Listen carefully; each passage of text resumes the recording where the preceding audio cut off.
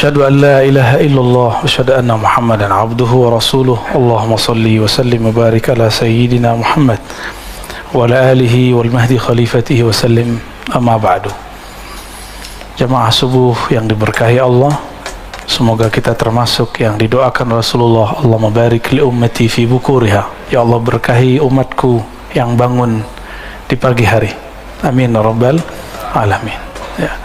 Apapun yang terjadi, maka kita tetap ridha kepada takdir dan qada'nya Allah Subhanahu wa taala. Semua kehendak Allah itu baik, sempurna. Tapi ketika seorang hamba yang tidak sempurna memahaminya, dia menganggapnya buruk. Maka tidak ada takdir yang buruk bagi hamba yang kenal Allah. Karena jika buruk dia bersabar dan itu baik. Jika baik dia bersyukur dan itu juga baik. Maka takdir itu semuanya akan jadi netral jika seseorang mengenal siapa yang sedang mentakdirkan dia. Ini yang sering kita baca di hikam. Apapun masalahnya akan terasa mudah dan ringan jika kita mengenal siapa yang sedang menguji. Ya, semoga Allah memberikan kekuatan untuk kita semua, apapun persoalannya, apapun masalahnya, masalah rumah tangga, pekerjaan, masalah hubungan dengan teman-temannya dan lain sebagainya. Semoga Allah berikan kita as-sabar dan as-syukur. Syukur Allah berikan kita al-ikhlas. Karena ikhlas itu plong, nggak ada di situ lagi rasa beban. Orang ikhlas lebih tinggi dari sabar, karena sabar masih ada beban. Tapi kalau ikhlas tiada beban. Allahumma ja'alna minal mukhlisin al-mukhlasin. Amin ya rabbal alamin. Semoga hati kita bercahaya dengan surah Al-Fatihah. Alhamdulillah. Bismillahirrahmanirrahim. Iyyaka na'budu wa iyyaka nasta'in. Shiratal ladzina an'amta 'alaihim ghairil maghdubi 'alaihim waladdallin. Kita masuk ke hikah yang ke-60 ya. Sebentar. Qala Ibn Ta'illah bisanadina al-muttasil laih ma basaqat. Kelihatan ya, nomor 60. Anggap aja kayak baca Iqra. Ma basaqat aghsanu dhullin illa ala bidhri tama'in. Di sini ada kata kuncinya. Kata kuncinya pada dhul dan tama'. Tidak mungkin ada kehinaan kecuali karena ada ketamaan, ketamakan. Tamak. Jadi tamak bahasa Arab bisa positif berarti keinginan, bisa negatif berarti keinginan yang berlebihan. Di dalam surat As-Sajdah ada kalimat wa tama'a, itu berarti berharap. Dan tidak masalah kalimat itu, tapi dalam istilah Al-Quran itu lebih umum daripada istilah bahasa hadis ataupun bahasa harian. Contohnya di Quran ada lafaz dabah, pernah dengar? Wa ma min dabbatin fil ard illa 'ala Allahi rizquha. Tidak adalah satu binatang melata atau hewan melata ataupun manusia yang berjalan di muka bumi kecuali Allah jamin rezekinya. Kata dabah artinya semua yang jalan di bumi. Tapi orang Arab tidak pernah menggunakan istilah ini untuk temannya. Hei dabah gitu. Karena dabah artinya binatang yang berjalan. Jadi istilah Qur'ani, mustalah Qur'ani itu istilah yang sangat umum. Nanti ulama akan berbeda pendapat. Nanti lain lagi di hadis. Salah satu istilah-istilah itu nanti akan jadi perdebatan. Salah satunya yang pernah saya jelaskan di masjid ini, dan masjid ini tidak ada tanggung jawab terhadap yang saya jelaskan. Ya, mungkin teman-teman ada yang bertanya dari kemarin mengenai hadis akhir zaman, min asyratis sa'ah, di antara ciri-ciri kiamat ay yaksural jahal, banyak kejahilan, zahir kefasikan, banyak kemudian hal-hal tidak senonoh, wa yaqillur rijal wa taksurun nisa, perempuan sedikit, laki-laki banyak. Lalu saya di sini menyampaikan dan saya katakan masjid ini tidak bertanggung jawab dengan pandangan saya. Jadi kalau ada yang nanti mengatakan oh masjid RMJ tidak ada kaitan dengan itu. Itu mutlak adalah tanggung jawab saya. Jika salah, saya minta ampun kepada Allah. Jika benar, nanti kita lihat saja nanti ke depan. Kan Imam Mahdinya belum ada, belum muncul. Ya, apa kata Nabi? Ini bahasa Arabnya. Li khamsina. Nih kurang geriginya kurang satu. Gak apa ya? Imra'ah al-qayyimul wahid. Ini istilah ini bisa diperdebatkan. Barangkali saya keliru di sini, bisa jadi benar, bisa juga.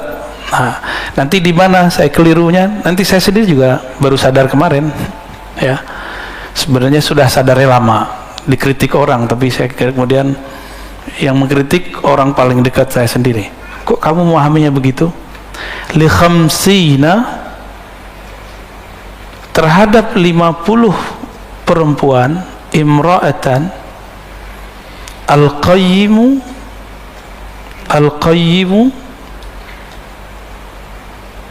yang qayyim, wahid, satu orang laki-laki.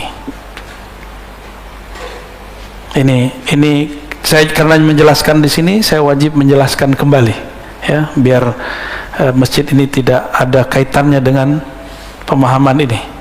Termasuk saya ngajar di semester sebelumnya, masih sempat ngajar di Ma'had Darus Sunnah, dan ma'had saya tidak ada kaitannya dengan pemahaman saya ini.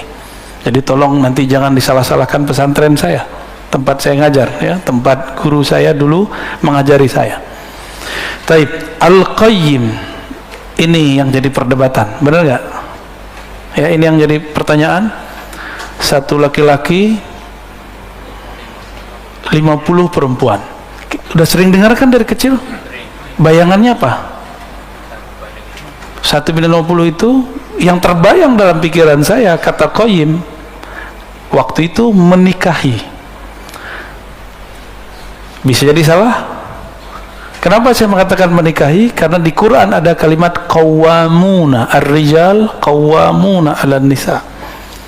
Laki-laki adalah pemimpin tulang punggung perempuan. Ternyata ini jadi sumber masalahnya, karena perbedaan istilah. Bisa jadi istilah di Quran itu berbeda dengan yang di hadis. Berarti saya salah. Gitu. Saya ceklah riwayat-riwayat, ternyata tidak ada yang mendukung masalah ini, baik pro ataupun kontra, karena memang nggak ada lagi riwayatnya. Kalau di riwayat lain cuma disebutkan 40. Di riwayat Imam Muslim ada 50, ada 40 seingat saya. Kalimat 50 dan 40 dalam bahasa Arab itu disebut lit taktsir, menunjukkan banyak, nggak mesti 50. Bisa saja cuma 10 disebutnya, bisa di 9. Karena kalau 9 dalam mazhab Daud al-Zahiri masih diperkenankan. Tapi itu bukan mazhab yang mu'tabar. Mazhab saya sampai sekarang masih mazhab Syafi'i, dan saya tidak mau melanggar ijma. Ya. Ada yang bertanya, apakah antum melanggar ijma? Tidak. Terus kenapa ngomong begitu? Mana ada dalilnya kemudian membolehkan menikahi, menghalalkan nikah 50?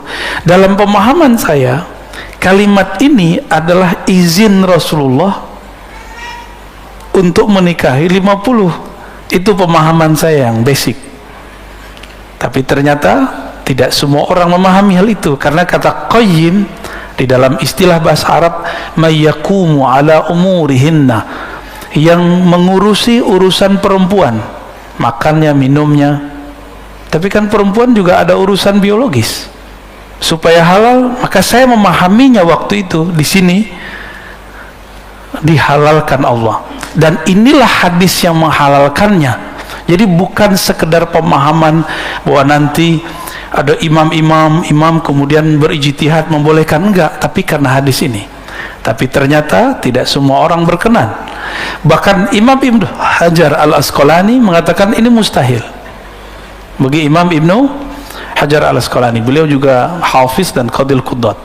Maka saya katakan, teman-teman, karena ini tidak disepakati oleh siapapun, ya, maka saya Mohon maaf sudah membuat antum salah faham, dan saya mencabut pemahaman itu, dan saya merevisi bahwa saya tawakuf dengan makna hadis ini, bahwa maknanya belum tentu menghalalkan 50 perempuan.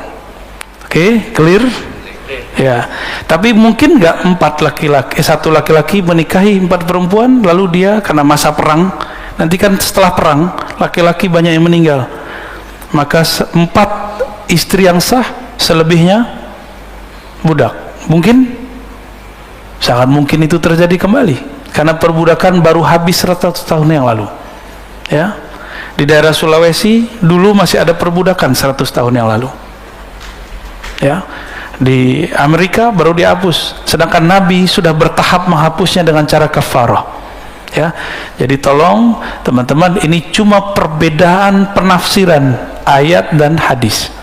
Jadi tolong jangan diperpanjang dan jangan bawa-bawa MRBJ, ya, pengurusnya tidak ada masalah di situ, dan jangan bawa-bawa guru saya Kiai Haji Ali Mustafa Yaqub Allah yarham, dan pesantren tempat saya belajar, pesantren khusus hadis Darus Sunnah, ya, itu urusan saya dan saya sudah merevisinya malah pagi ini, ya. Allahumma sholli ala Sayyidina Muhammad.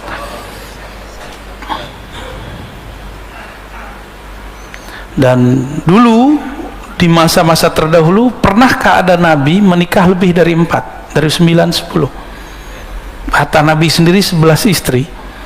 Nabi Daud disebutkan di Quran 100 istri, 99 tambah 100. Berarti di syariat terdahulu pernah ada. Dengan hadis yang tadi, pemahaman saya dulu, boleh jadi syariat itu dikembalikan. Namun tidak semua ulama kita membahas itu dan memang tidak berkenan.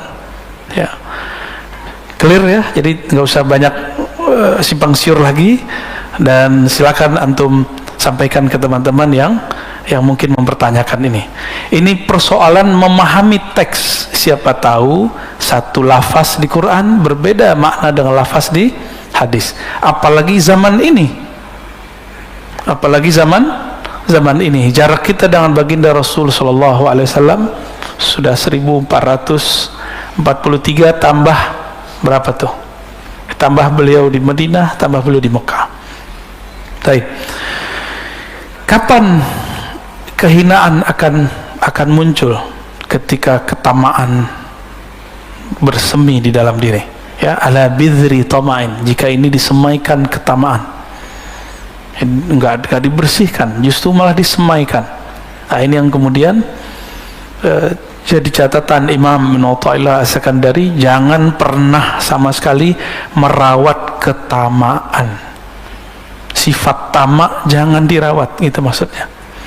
Tamak itu sifat dari hewan ternak. Makanya hewan ternak itu hina. Tapi sehina-hinanya hewan ternak seperti babi. Babi tidak pernah mengingkari takdirnya ketika dia tidur di kotorannya sendiri. Pernah nggak babi mengingkari takdirnya? Tidur di kotorannya sendiri, bahkan nggak ada makanan dia makan kotorannya sendiri. Itu babi pernah protes nggak? Jadi kita ini untuk masalah takdir kalah sama babi. Itu perkataan Imam Sya'rani. Anjing, kata Imam Sya'rani, anjing itu galak tapi tidak tamak. Kata beliau, guruku salah satunya adalah si guguk alias anjing. Maksudnya apa? Saya bingung. Karena dalam pikiran alam bawah sadar orang Indonesia khususnya, anjing itu najis karena mazhab Syafi'i. Tapi ternyata di mazhab Maliki tidak. Di mazhab Maliki anjing tidak najis. Kata Imam Sya'rani, lihatlah apabila anjing makan, itu dia kalau sudah kenyang, walaupun dagingnya masih banyak, daging yang dia santap masih banyak, dia tinggalkan. Dia nggak bawa tabungan buat besok gitu, bekal buat besok. Ada nggak anjing begitu? Maka segalak-galaknya anjing tidak tamak. Kita sudahlah galak, emosional, rakus, tamak lagi. Nauzubillah min dzalik. Semoga Allah menyembuhkan ketamaan di dalam diri kita semua. Amin ya rabbal alamin.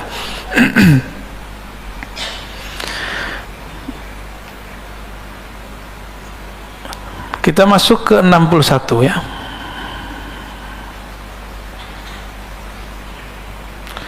Ma qadaka syai'un mislul wahmi. Ma qadaka syai'un mislul wahmi. Tidak adalah yang mengikatmu lifestyle, gaya hidup. Ini mainnya di sini ya. Ma, tidaklah, qadaka, mengkaitkanmu, menarikmu, syai'un, sesuatu pun, mislul waham, yang lebih deras, lebih kuat daripada waham. Waham itu apa? Nah, ini kalau kita buat ilustrasinya, yakin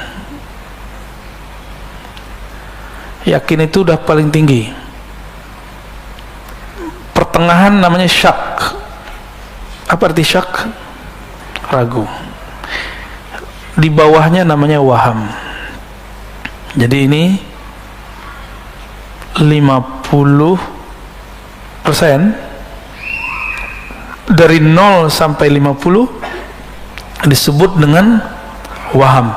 Pikiran, asumsi tentang sesuatu yang lemah, bahkan di bawah syak, tapi kemudian jadi was-was. Bentuknya nanti was-was. Atau kata-kata orang. Jadi, apa kata orang gitu? Pernah begitu nggak? Apa kata orang kalau aku ke masjid pakai motor?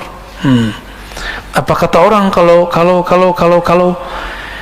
apa kata orang? Kalimat itu padahal orang nggak pernah ngomong. Ya, benar nggak? Saya pernah pakai motor ke sini kan, malah disamperin. Wah, Ustadz, malah digituin. Motornya motor Beat lagi, badan kita segede gini. malah dipuji-puji ya. Saya kaget, saya nggak mau dipuji.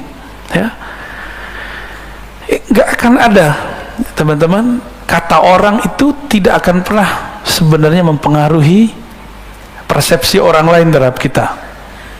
Nah, maka di atas syak inilah harus kita bangun dengan ilmu. Dari 51 sampai 100. Kalau 100 itu hakul yakin namanya, atau yakin. Ini yang harus kita bangun. Gimana cara membangunnya? Mesti berilmu. Enggak cukup dengan zikir. Saya sudah banyak ketemu ahli zikir tapi was-wasnya tinggi. Lagi zikir pikirannya kemana-mana. Kenapa? Karena kalau zikir main sendiri kan, pegang sendiri, hitung sendiri, sebut sendiri, bingung apa yang mau dibayangkan. Kan Allah nggak boleh dibayang-bayangin, benar nggak?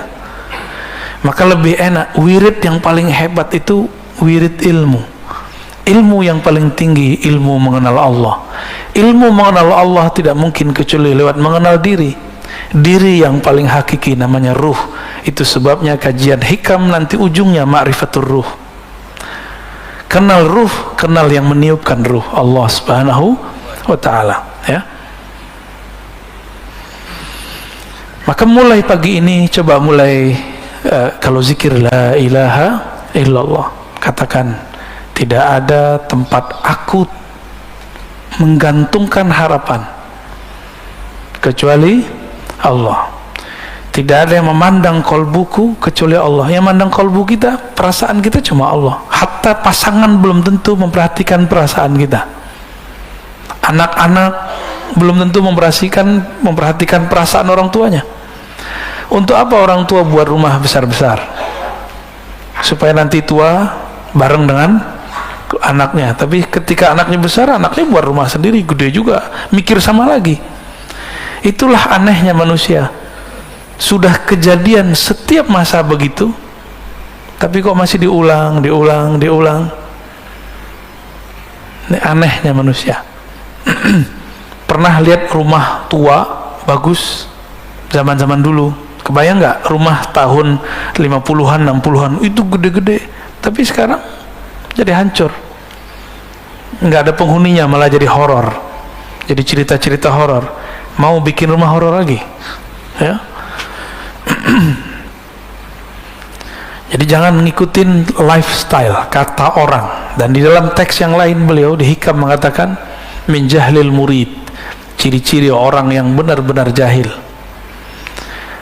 Ayyatruka, dia meninggalkan yaqinan ma indah, keyakinan yang ada di dalam dirinya. Kira-kira begitu kalimatnya, saya ingat. Karena apa? Karena kata-kata orang. Karena kata-kata orang. Apa yang membuat public figure di Korea Selatan bunuh diri? Karena nggak tahan dihujat di sosial media. Karena kolbunya menggantung kepada wahamnya. Nah, waham ini hanya bisa dihancurkan dengan kalimah la ilaha illallah, dan Allah. Allah itu diulang terus di kolbu. Maka perlu talqin zikir di situ. Carilah mursyid-mursyid ya yang bisa mentalkinkan zikir. Semoga Allah membersihkan kolbu kita dari waham. Ya. Dan saya dari dulu mengatakan cari di luar. Karena saya tidak terima baiat, meskipun sesekali saya terima talqin. Cuma itu tergantung mood. Mood itu kalau bahasa tasawufnya hal.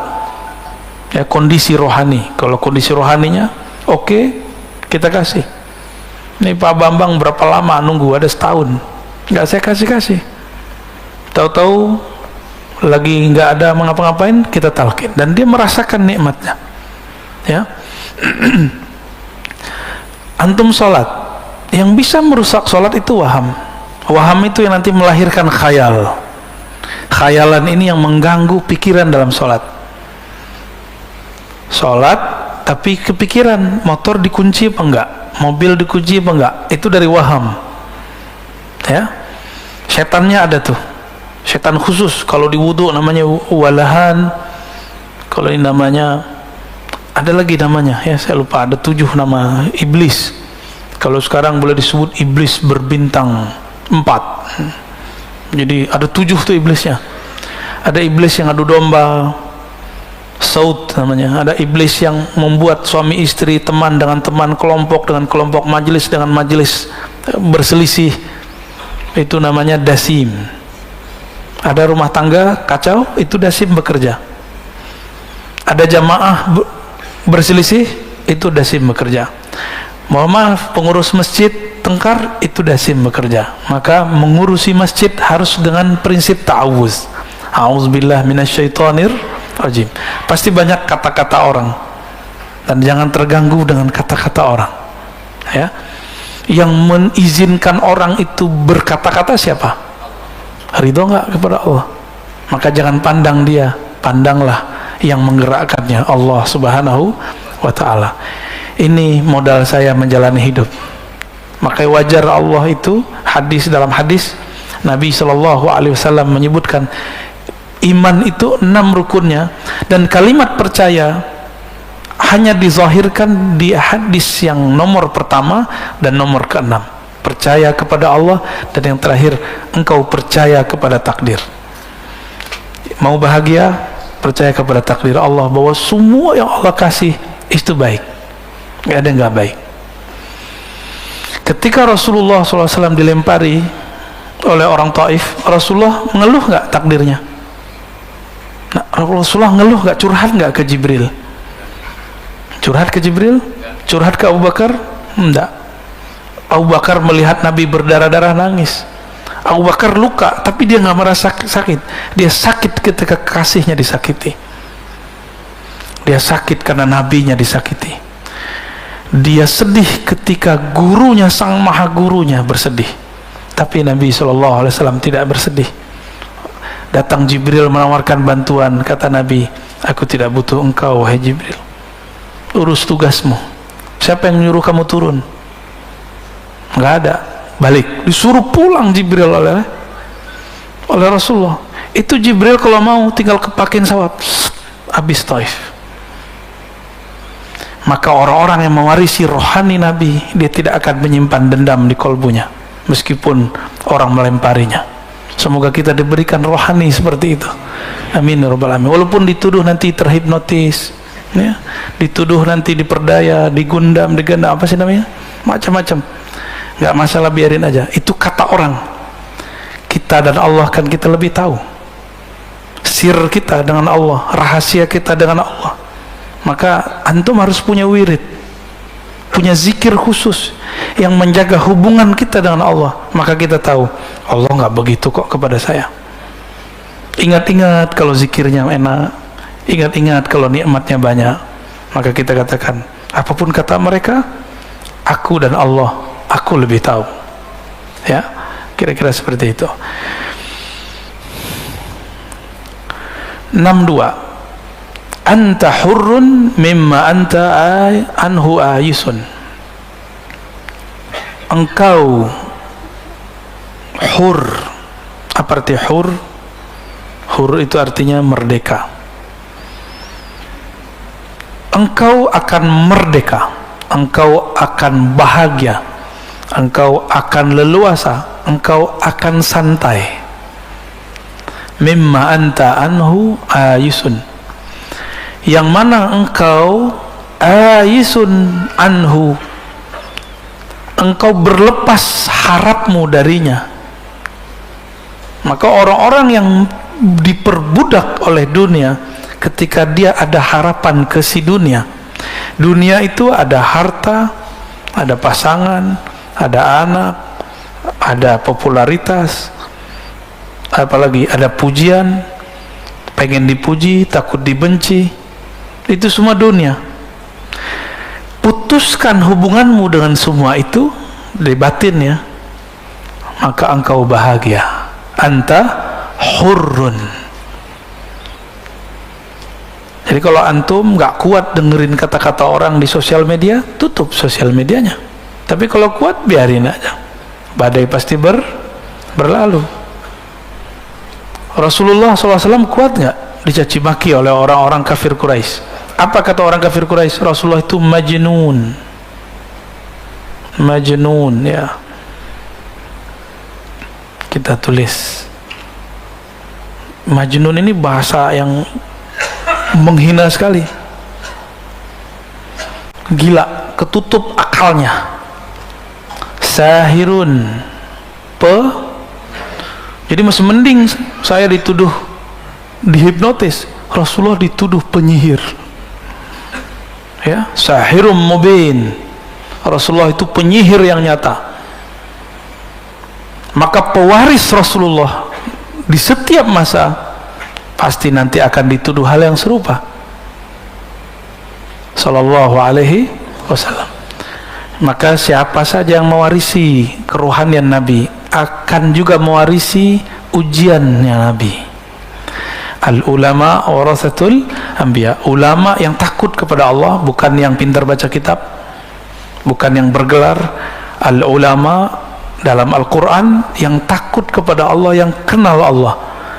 Warasatul anbiya, akan mewarisi para nabi. Maka Nabi mengatakan asyaddun nas balaan, manusia yang paling banyak diuji al-anbiya, summal ladzina yalunahum, summal ladzina yalunahum. Di riwayat kedua summal amsal, summal amsal. Yang paling banyak diuji dan yang paling keras goncangannya adalah para nabi, lalu pewaris para nabi, lalu pewaris gitu. Siap berjuang. Ahlul Badar disebut apa? Disebut orang jobless, nyusahin orang. Ansor itu Abu Hurairah dituduh budak perut, budak makan. Karena Abu Hurairah ini kalau diundang makan, doyan makan. Dia nggak ngerti kehidupan santri. Abu Hurairah ini kan santri Rasul. Ada yang pernah nyantri? Pernah tinggal di asrama? Giliran ada yang ngundang gimana? Mahasiswa deh.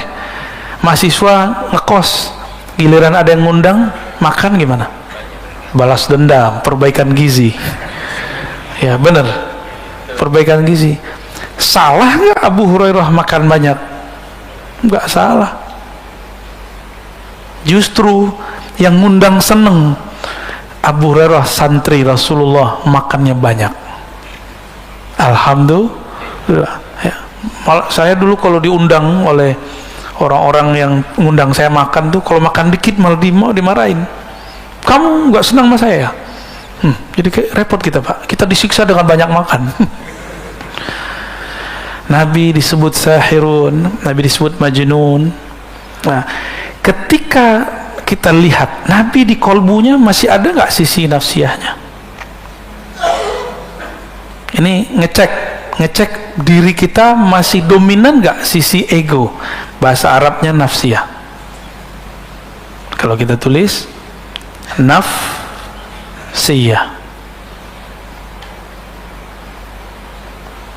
ego. Saya bilangin ke Pak Bambang nih, kamu sombong amat sih. Kalau dia tersinggung, berarti nafsiyahnya hidup. Ini yang menutupi dirinya. Tapi kalau dia datang, Buya, Ustadz, Pak, kalau emang saya sombong, maafin saya. Berarti nafsiyahnya beres. Saya bilang ke Bapak nih, kamu nih otaknya otak setan. Kalau tersinggung, beneran itu. Beneran setan tuh. Tapi kalau kemudian, Tuan Guru, kalau betul dalam diri saya ada sisi syaitannya, tolong dibenerin, gitu. Gimana Pak? Nanti ada orang ngata-ngatain antum, kamu belagu. Tersinggung nggak? Beneran belagu ente. Ya. Tapi kalau mengatakan, oh iya, maaf kalau saya masih dianggap belagu. Ya. Kita ini kan beda-beda tradisi Pak semua. Di kampungnya Bapak, di mana kampungnya Pak? Kediri. Orang Jawa Timur beda adab dengan orang Sunda, beda adab dengan orang Madura, beda adab dengan orang Betawi, beda adab dengan orang Padang. Di kampung saya dulu Pak, sekarang udah mulai baik. Cium tangan tuh nggak ada. Adanya cium, cium pipi, maunya. Nggak ada cium tangan sama guru, nggak ada. Saya kesini, saya lihat orang cium tangan sama guru fisika, guru bahasa Inggris. Saya berpikirlah, masa cium tangan guru fisika, guru bahasa Inggris, tapi saya nggak cium tangan sama guru hadis saya. Maka 3 tahun lamanya, hampir sekitar itu, saya nggak cium tangan mulia guru saya, Syekhna Ali Mustafa Yaakob. Setelah itu kemudian baca satu kitab Ar-Rukhsah fi Taqbilil Yad. Lalu baca juga beberapa hadis, ada di Sunan Nasai, jangankan tangan, kaki pun dicium. Hadisnya sahih. Maka kemudian mulailah saya mencium, dan grogi juga sih nyium tangannya, dan kaku gitu. Ini bedanya, karena saya orang Sumatera, itu tangan guru yang saya tarik. Benar nggak? Itu antum tuh. Tapi apakah itu su'ul adab? Untuk orang yang nggak ngerti, nggak disebut su'ul adab, nggak disebut buruk adab, karena dia nggak ngerti. Tapi kalau dia ngerti, kepalanya yang turun. Kalau sudah nyantri, beri ketahuan nih, ini bukan santri nih ya. Kalau bukan santri, tangan gurunya ditarik. Kalau santri, kepalanya yang turun. Itu bedanya Pak. Bapak disebut sesat, ahli bid'ah, marah gak? Jangan marah. Saya ngaji ya biar nggak jadi sesat, biar nggak bid'ah, kira-kira begitu. Kita perbaiki. Kalau ada orang beda faham, itu urusan dia ya. Ini ngecek nafsiyah, punya ego yang masih nyala nggak di dalam diri. Nah, ego ini ada ego ternak, binatang ternak. Apa egonya? Serakah, rakus, tamak. Ada ego buas, emosi. Kalau udah emosi, agak cerdas sedikit, ngadu domba orang. Maka coba lihat ya, di banyak majelis itu ada aja yang ngadu domba ya. Dan kita jangan terpancing. Kalau kita terpancing, berarti ego kita sama jeleknya dengan ego dia. Belum namanya nafs, an-nafs al-mutmainnah. Jadi nafs ini ada 7 tingkatannya, masih ingat? Ingat gak? Nafs ammarah bisu, jiwa ego yang mengajak kepada keburukan. Terus yang kedua, lawamah, yang dia mencela dirinya kalau salah, atau selesai melakukan sesuatu dia cela dirinya. Yang ketiga, mulhamah, mut-mutan, kadang baik kadang buruk. Dan yang keempat baru dan mutmainnah. Ini orang egonya sudah stabil. Dia tidak akan menyalahkan orang yang menuduh dia apa-apa. Ya. Mutmainnah itu nggak menyimpan benci lagi dalam dirinya. Ya. Bisa begitu nggak? Mulai-mulai ya. Belajar-belajar kita. Sama-sama belajar. Saya pun masih belajar. Wa abdun, engkau itu akan menjadi budak. Abdun, budak. Lima anta lahu tami'un, engkau budak terhadap sesuatu yang engkau rakus terhadapnya, engkau tamak terhadapnya. Semua kita tamak, pengen punya duit banyak, benar nggak? Benar? Jujur aja lah, bilang iya. Sama kita berarti, ya. Tapi dengan belajar hikam, direm dikit, sedikit. Buktinya apa? Kita untuk mendapatkan harta, kita bekerja, berangkat pagi, pulang sore. Bahkan ada yang pulangnya besoknya lagi, sore, pagi besoknya. Kenapa? Karena tawamiun, menginginkan dapat dunia. Antum kira teman-teman yang menghibur kita di TV, selebriti, para artis, komedian itu bahagia? Belum tentu dia bahagia. Walaupun dia bisa bikin orang ketawa, bisa jadi dalam dirinya ada masalah yang sangat banyak. Tapi hebatnya komedian itu, dia masih bisa menghibur kita walaupun dirinya bermasalah. Kalah kita, Pak. Kita masalah dikit, wajahnya langsung kacau, nggak bisa menghibur orang. Kita kalah sama mereka.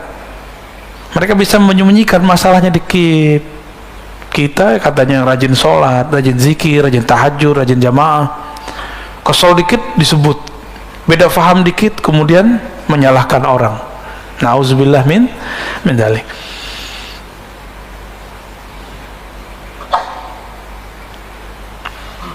Oke, kita lanjut ya.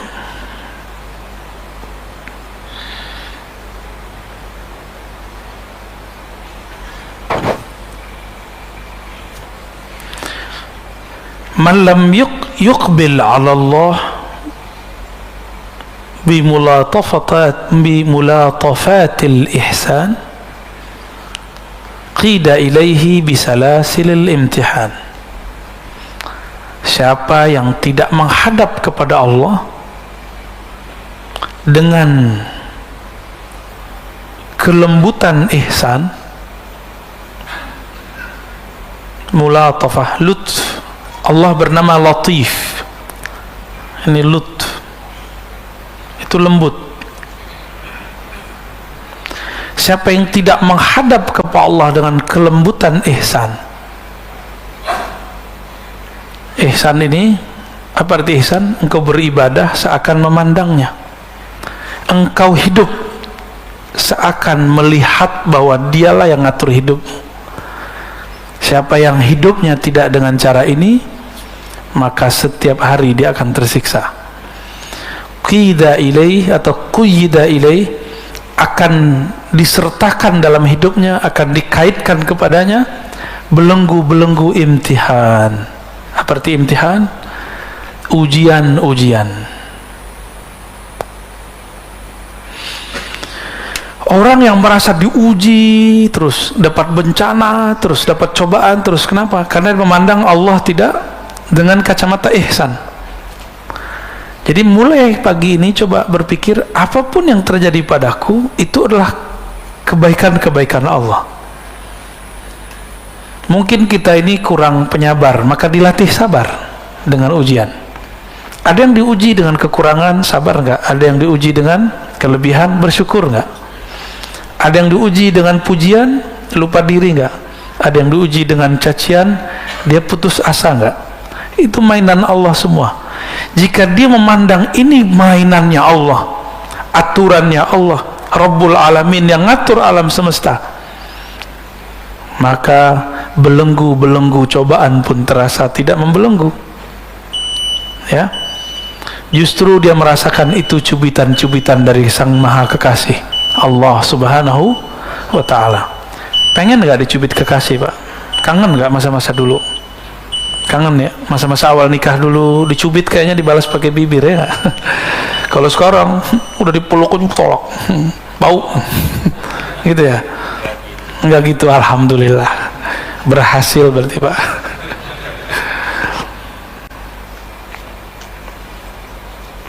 Kalau kawan-kawan kayak ahbab tabligh itu, kalau di rumah itu sudah mulai suntuk, khuruj dulu, pulang-pulang rindu seperti orang baru menikah lagi. Tuh bisa belajar sama teman-teman tabligh Pak ya. Man lam yashkurin ni'am faqad ta'arrada li zawaliha. Siapa yang tidak mensyukuri nikmat-nikmat. Ni'am itu nikmat-nikmat, jamak dari ni'mah. Faqad ta'arrada li zawaliha.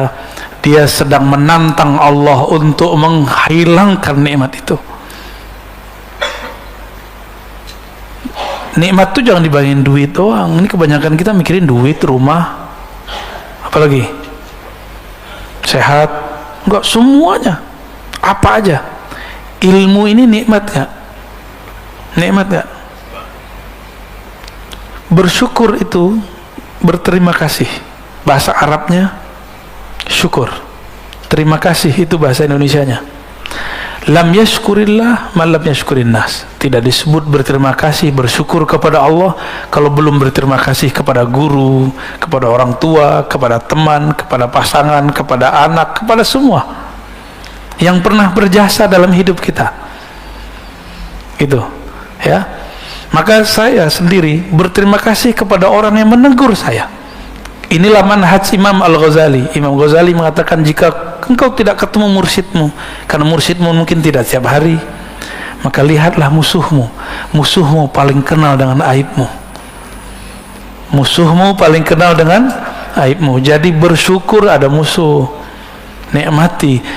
Musuh itu adalah lisannya guru yang agak galak. Ya, kalau pernah dimarahi guru nggak? Pengalaman saya, setiap kali saya ridho dimarahin guru, itu berkah dan sampai hari ini. Dulu cara baca kitab saya dimarahin guru saya, dan guru saya kakak kelas. Kamu nih baca kitabnya kayak orang bego gitu. Waduh, emang saya bego Kang? Bimbing saya Kang. Nggak pernah dibimbing saya. Tapi besok ujurumiyah khatam dari maghrib sampai isya. Ulang lagi, diulang begitu. Efeknya ilmu gramatikal menjadi hafal. Karena ada yang bilang saya bego. Tuh, nikmat nggak? Coba nggak ada kakak kelas saya ngomong begitu dulu. Alhamdulillah. Dulu ada yang nyindir saya, kalau ada di pesantren ini nggak cium tangan kiai kita berarti orang sombong. Kan kita nggak ngerasa sombong, cuek aja. Ternyata yang maksud saya. Ya, alhamdulillah. Jadi kita bersyukur ada orang-orang hater ya. Jadi antum nih kalau mengerti bab itu, silakan main sosial media. Silakan main apa aja di sosial media. Nggak akan terpancing. Tapi terpancing emosinya sekali, berarti antum belum berhak main di situ. Itu yang dikabarkan dulu oleh Maulana Syekh Hisham Kabbani. Nanti beberapa tahun ke depan akan muncul sosial media. Beliau menyarankan murid-muridnya tidak sibuk main itu, karena nanti orang tengkar tanpa melihat, orang berprasangka tanpa tabayun. Benar nggak sekarang? Cukup dapat postingan kawannya, dia kemudian posting ulang. Dia cuma dengar dari selentingan dari kawannya, dia ulang. Hatta sekelas ulama pun begitu. Gimana awamnya? Gimana masyarakat umumnya? Ini akhir zaman, mohon dimaklumi ya. Itu yang dikalamkan dulu oleh Maulana Syekh Hisham Kabbani, ya, murid Syekh Nazim. Wa man syakaraha, siapa yang mensyukurinya, mensyukuri nikmat, termasuk nikmat ditegur orang, nikmat dibenci orang, bahkan nikmat dipuji orang. Bahwa nikmat ini siapa yang ngasih? Allah. Jadi ketika ada orang muji kita, anggap saja itu reward sebelum nanti di akhirat. Jika ada orang mencaci kita, anggap saja itu teguran Allah supaya kita tidak tersesat. Gampang toh? Ya, bisa nggak begitu? Ya. Maka kita nggak perlu capek-capek membalas-balasi orang di sosial media. Antum ini kan capek-capek, balesin. Lelah hidup begitu. fi tughyanihim ya'mahun, ya. Karena itu berlebihan, tughyan itu berlebihan. Ya'mahun, akan terombang-ambing, gelisah setiap hari. Coba hentikanlah. Kalau ego belum beres, hentikan dulu itu, ya. Nabi Sulaiman punya harta yang sangat banyak. Apakah merusak kalbunya? Karena nafsiyahnya sudah beres. Nabi Isa, Nabi paling miskin, padahal paling sakti. Selain Nabi Muhammad, yang paling sakti Nabi Isa, Nabi Musa. Nabi Musa belah laut, Nabi Isa orang matinya hidup. Tapi Nabi paling miskin. Tapi beliau berubah nggak suasana kalbunya kepada Allah? Nggak pernah berubah. Paham maksud saya? Nah, Nabi Muhammad tuh diberikan dua itu sekaligus. Kadang susah, kadang senang, dan itu tidak merubah beliau. Kadang dipuja-puji, kadang dicaci maki, dan itu biasa. Kadang beliau banyak pengikut, kadang tidak.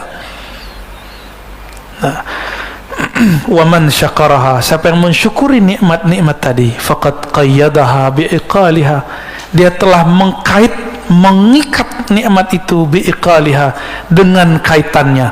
Apa tali ikatan yang paling kuat untuk nikmat? Namanya tali syukur. Jadi syukur itu pengikat. Banyak orang berpikir memberi itu menghabiskan uang, menghabiskan dana, menghabiskan harta. Enggak. Tergantung nih.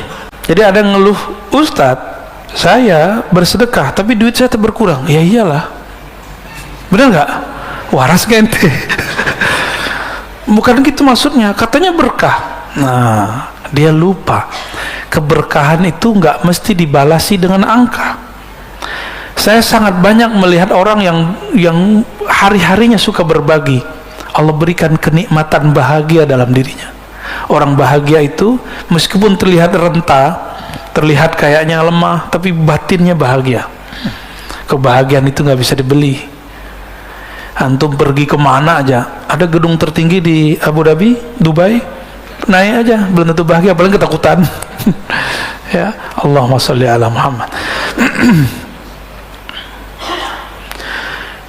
Nikmat yang paling besar bagi saya adalah nikmat mengenal Allah. Nikmat mengenal Allah. Mengenal Allah inilah yang membuat kita memandang perannya di semuanya. Kira-kira itulah yang disebut dalam hadis, dalam Al-Quran dan hadis Nabi. Dalam Al-Quran, siapa yang buta di dunia, maka dia buta di akhirat. Apapun kejadian yang antum perhatikan, tidak terlihat peran Allah di situ, buta. Maka orang ini tidak akan diizinkan memandang Allah di akhirat. Ingin memandang Allah? Kita ini kalau sudah jatuh cinta seseorang, pengen ketemu nggak? Pengen ketemu. Bener? Kayak baju cinta aja, Pak. Baru jatuh cinta ya. Udah lama. Ketika kita senang seseorang, kalau dia lawan jenis, kita pengen dia jadi kekasih kita. Kalau dia teman, kita pengen akrab dengannya. Nggak ketemu sehari dua hari, kayaknya rindu. Ditelepon, ditanyai, bener nggak? Makanya Nabi itu ketika ada sahabat tidak hadir, Nabi nanya, mana si fulan? Disampaikan oleh tetangganya, kamu tadi ditanyai Nabi. Girangnya hatinya, yang tadinya dia sakit demam berhari-hari, langsung sembuh cuma ditanyain Rasulullah sallallahu alaihi wasallam.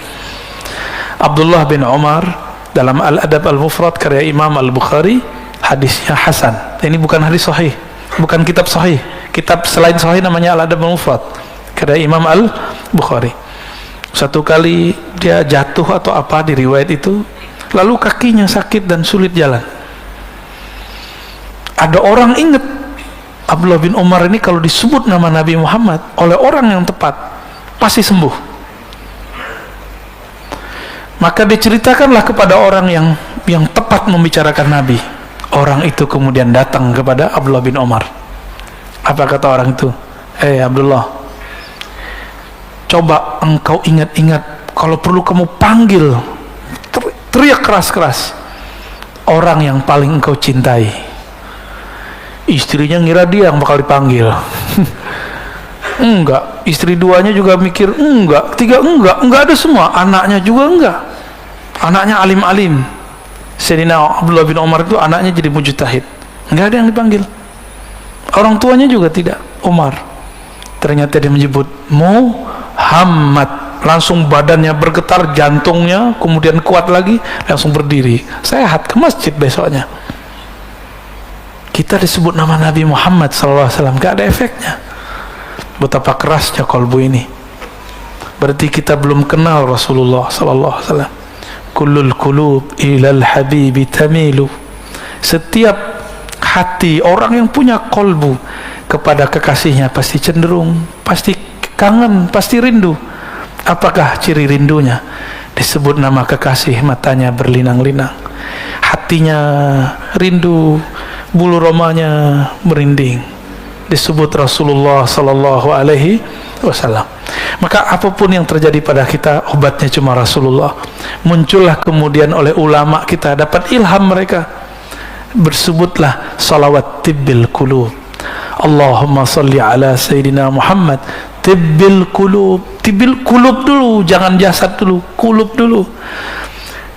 Ya Allah, sampaikan salam kami kepada penawar penyakit kolbu kami, pelipur lara sedih kami, Rasulullah SAW. Tibbil qulub wa dawaiha, penyembuh kolbu, penawar penyakit kolbu. Wa dawaiha, sedih, senang, sakit, kesal, emosi. Istri saya dulu pernah umroh, salah jalur keluar, dia masuk di situ, dibentak-bentak oleh orang Turki. Cukup bilang sholli ala Muhammad, berhenti itu orang Turki, nggak jadi, nggak jadi lagi. Sholli ala Muhammad, berarti di kolbu dia ada cinta kepada Rasulullah sallallahu alaihi wasallam. Jadi kalau ada orang tengkar, baca sholli ala Muhammad, ya. Kita emosi, katakan Allahumma sholli ala Sayyidina Muhammad. Silakan ditambahkan setelahnya tibbil qulub wa dawaiha. Baru sebutkan wa afiyatil abdani wa shifaiha, penyembuh badan, penawar penyakit badan. Nah, nikmat ini yang harus kita syukuri. Saya mau tanya Bapak Ibu Saudara mukan Allah, ini yang saya sampaikan sejak awal saya ngajar di kampus, di pesantren, di mana.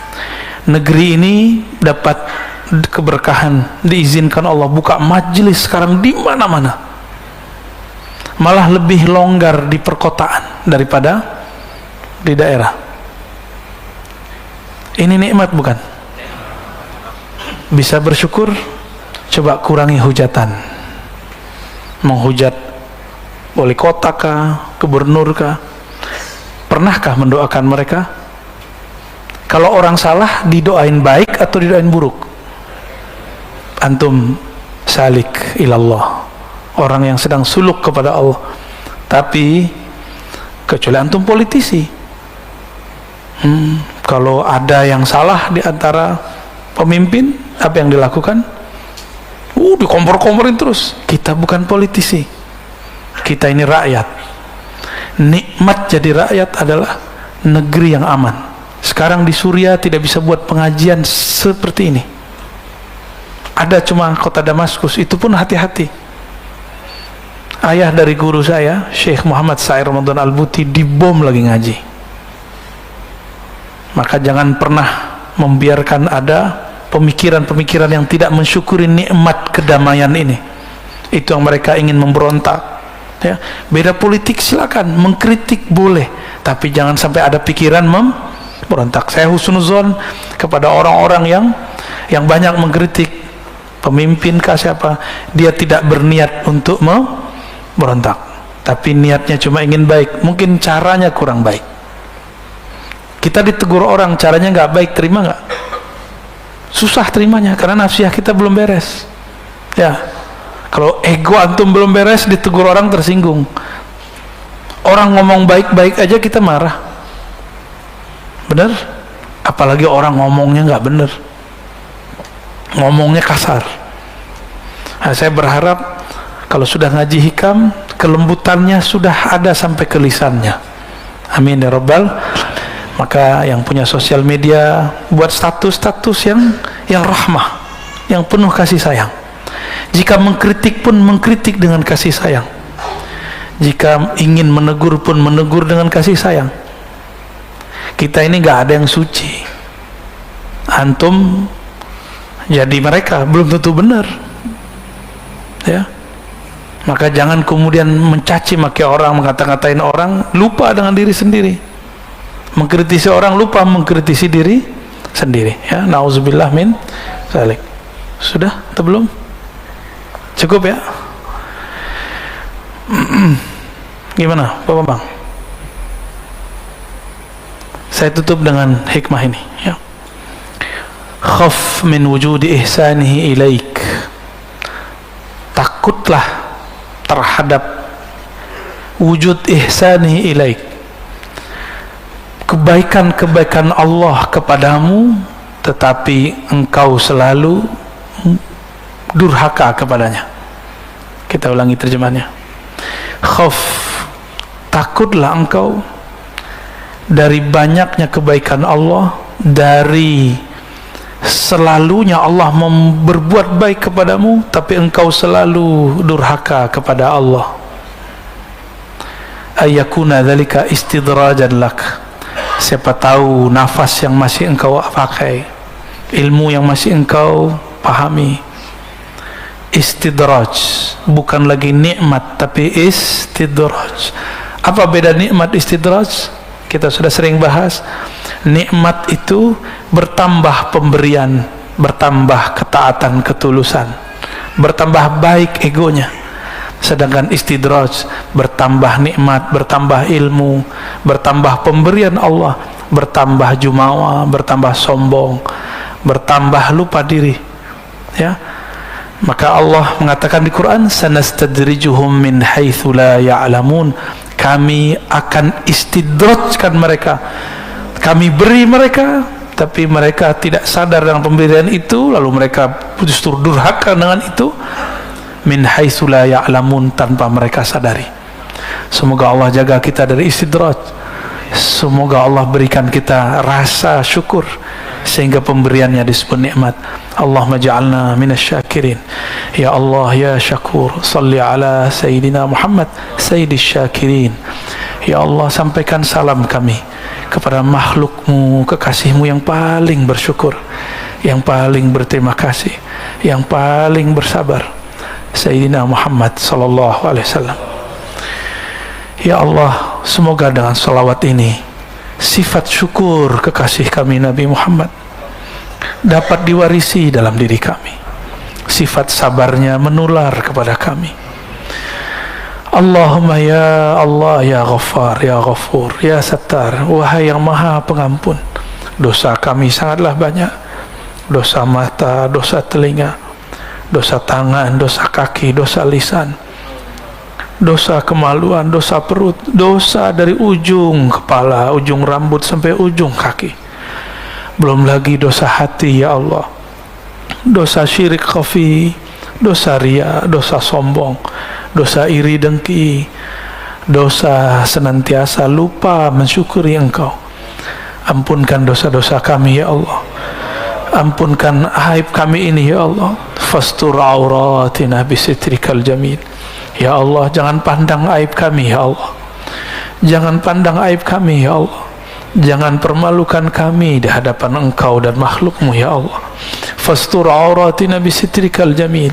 Dengan keindahanmu ya Allah, dengan kemegahanmu ya Allah, dengan kebaikan-kebaikanmu ya Allah, maka balutlah kami, hiasilah kami dengan kebaikan-kebaikanmu, sehingga aib kami tidak terlihat di sisimu.